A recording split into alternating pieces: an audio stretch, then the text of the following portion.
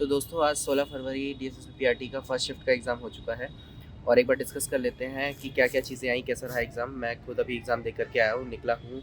तो आज का पेपर कैसा था, क्या चीज़ें थी, हमारा जो सेंटर था वहाँ पे सुविधाएँ कैसी थी, सारी चीज़ें कैसी थी, एक बार डिस्कस करते हैं। जो पेपर था देखो, सबसे पहले ज़्यादातर लोगों का रिएक्शन यही है, इवन मुझे भी यही लगा कि पेपर बहुत आसान था, पेपर बहुत ईज़ी आया था, पेपर मुझे मुश्किल नहीं लगा।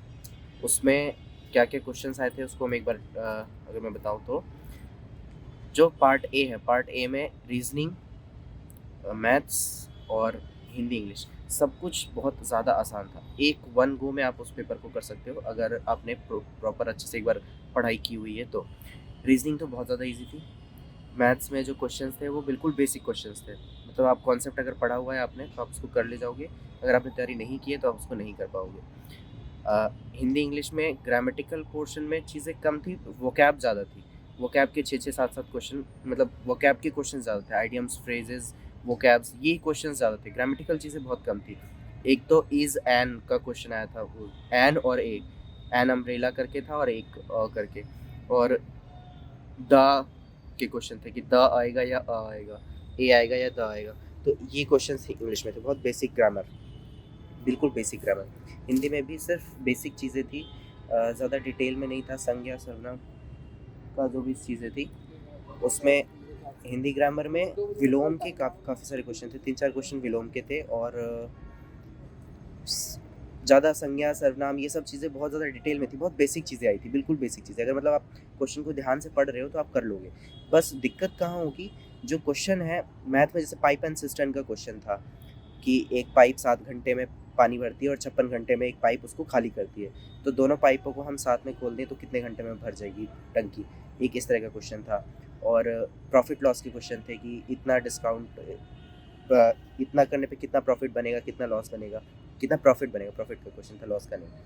और वहाँ पर उसमें और क्वेश्चंस थे। मैथ्स में और भी बहुत सारे बेसिक क्वेश्चन थे, मतलब आप अगर पढ़ रहे हो, तैयारी कर रहे हो तो आप उसको आसानी से कर ले जाओगे, इस तरीके का क्वेश्चन था उसमें। और साथ में रीजनिंग में ऐसा क्वेश्चन था कि एक बेंच पे लेफ्ट साइड को फेस करके 6 बंदे बैठे हुए हैं, तो उनमें से ये बंदा इसके इस साइड में, उसके उस साइड में, ऐसे 2 क्वेश्चन थे। और रीजनिंग में मिरर इमेज भी था, वाटर इमेज भी था। मिरर इमेज का एक क्वेश्चन आया था, मिरर इमेज पहचाननी थी और वाटर इमेज पहचाननी थी, वो भी बहुत ईजी क्वेश्चन था वो भी। और साथ में रीजनिंग में सर्कुलर वाला कोई क्वेश्चन नहीं था, और और भी बहुत सारे क्वेश्चन थे जो बहुत ईज़ी थे, मतलब अगर आप बेसिक अंडरस्टैंडिंग लेवल रखते हो तो आप उसको आसानी से कर लोगे। अब अगर मैं बात करूँ पार्ट बी की, तो पार्ट बी भी मुझे बहुत आसान लगा, फुल्ली अंडरस्टैंडिंग बेस्ड। जैसा, मतलब मैंने फर्स्ट टाइम डीएसएसबी का एग्ज़ाम दिया है, मैंने जैसा सुना था कि डीएसएसबी के एग्ज़ाम में बहुत ज़्यादा कॉन्सेप्ट और वो सारी चीज़ें आती हैं, तो वैसा कुछ मुझे आज के पेपर में नहीं लगा। सारा का सारा मुझे सीटेट के एग्ज़ाम जैसा ही लगा, जो ये पेपर था पार्ट बी, पूरी बेसिक चीज़ें। इसमें एजुकेशन कमीशंस, मुदालियर कमीशन के बारे में आया था, यूनिवर्सिटी एजुकेशन कमीशन के बारे में आया था, वहाँ से क्वेश्चन आया था, ये चीज़ें थी।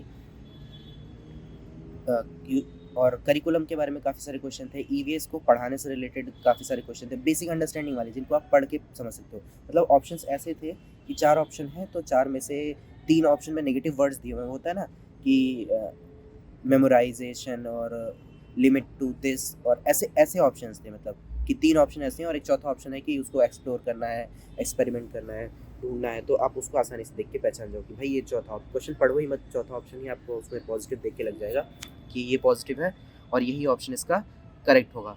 तो इस तरीके के क्वेश्चन पार्ट बी में आए हुए थे। और मेरा टाइम मैनेजमेंट का थोड़ा इशू हुआ, मैंने रीजनिंग और मैथ्स मेरी प्रैक्टिस नहीं थी, तो मेरे उसमें ज़्यादा टाइम लग गया। तो आपके लिए भी मैं ये टिप्स दूँगा कि भाई अगर आपका रीजनिंग और मैथ में टाइम जा रहा है, मतलब मैंने पूरा 1 घंटा सिर्फ शुरू के 3 सेक्शन में लगा दिया, रीजनिंग, हिंदी और मैथ्स। तो लास्ट का जो सेक्शन था उसको मैंने 30 मिनट में पूरे 5 डिसिप्लिन ख़त्म किए। तो आपके साथ ऐसा ना हो, इसलिए आप पहले से ही टाइम डिवाइड, मैंने खुद अपने पेपर के ऊपर टाइम डिवाइड करके रख लिया था कि मुझे एक सेक्शन को कितना टाइम देना है। वैसे अगर हम डिवाइड करके देखें तो 12 मिनट हमें एक सेक्शन को देना है, लेकिन 12 मिनट हम हर सेक्शन को अलग-अलग टाइम देते हैं। तो मैंने रीजनिंग और मैथ के लिए थोड़ा ज़्यादा टाइम लिया और जीके, हिंदी, इंग्लिश ये सब फटाफट से निपटाया। लास्ट का सेक्शन में मेरा ये हाल था कि मैंने उसको बहुत ही जल्दी से किया, नहीं तो वो छूट जाता।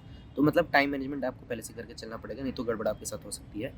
और फ़िलहाल 1-2 दिन तक तो मुझे लगता है कि पेपर ईज़ी लेवल का ही रहने वाला है। मतलब जिनका आज पेपर हुआ है वो कल, परसों-नरसों 20 तारीख तक का मुझे लगता है कि लेवल ठीक रहने वाला है। मतलब ऐसा कोई हार्ड नहीं जाने वाला है। तो आप अगर बेसिक चीज़ें करके जा रहे हो, बेसिक चीज़ें आपकी तैयार हैं, तो आप उसको आसानी से टैकल कर पाओगे। आगे का मुझे नहीं पता कि क्या कैसा होने वाला है, बट हाँ, सब कुछ ठीक है। 62 वाले सेंटर पे व्यवस्था भी सारी ठीक है। अगर आपको बैग वगैरह रखने हैं तो आप अंदर बैग में रख सकते हो। ठीक है, बैग्स आप सेंटर के अंदर रख सकते हो। बाहर पार्किंग के लिए भी है, पार्किंग भी अपनी गाड़ी से लगा सकते हो। पास में मेट्रो स्टेशन है, वॉकिंग डिस्टेंस पर आप वॉक करके भी जा सकते हो। और अगर आप दूर से कहीं से आ रहे हो, आपके पास कोई ऐसा कीमती सामान है, तो उसके लिए भी अलग से एक ब्लैक बॉक्स उन्होंने रखा था, जिसमें स्कूटी की चाबी या और कोई मेटालिक चीज़ या और कुछ कीमती सामान आप उसमें रख सकते हो। पर हाँ, आप कोशिश करो कि कोई मेटल वाली चीज़ मत लेके जाओ, फिर उसमें टेप वगैरह वो लगा करके उसको फिर आपको अंदर भेजते हैं। तो आप कोशिश ये कीजिए। बाकी सेंटर पे सारी चीज़ें ठीक है, कोई दिक्कत नहीं है। और कोई कमेंट कोई डाउट है, कोई परेशानी है, कोई दिक्कत है, कुछ नहीं समझ में आ रहा है, कल के लिए कुछ इश्यूज़ हैं या पेपर में क्या आया उसके बारे में और जानना चाहते हैं, तो आप फटाफट से मुझे कमेंट कर दीजिए और मैं आपको सारी चीज़ें और डिटेल में बताता हूँ। आपसे लेकर के आपके एग्ज़ाम के दिन तक जब भी कमेंट करोगे मैं तुरंत के तुरंत रिप्लाई करूँगा, तो मुझे जो भी डाउट्स हैं आप उसको तुरंत आप पूछ सकते हो। So have a nice day, all the best for your exam. अच्छे से करो, तोड़ कर आओ, फोड़ कर आओ। बाकी देखते हैं आगे एग्ज़ाम कैसा जाएगा, आगे आपका क्या होगा। और जो भी हो आप कॉन्टैक्ट कर सकते हैं मुझे टेलीग्राम पर भी और यूट्यूब कमेंट्स पे भी। Thank you so much.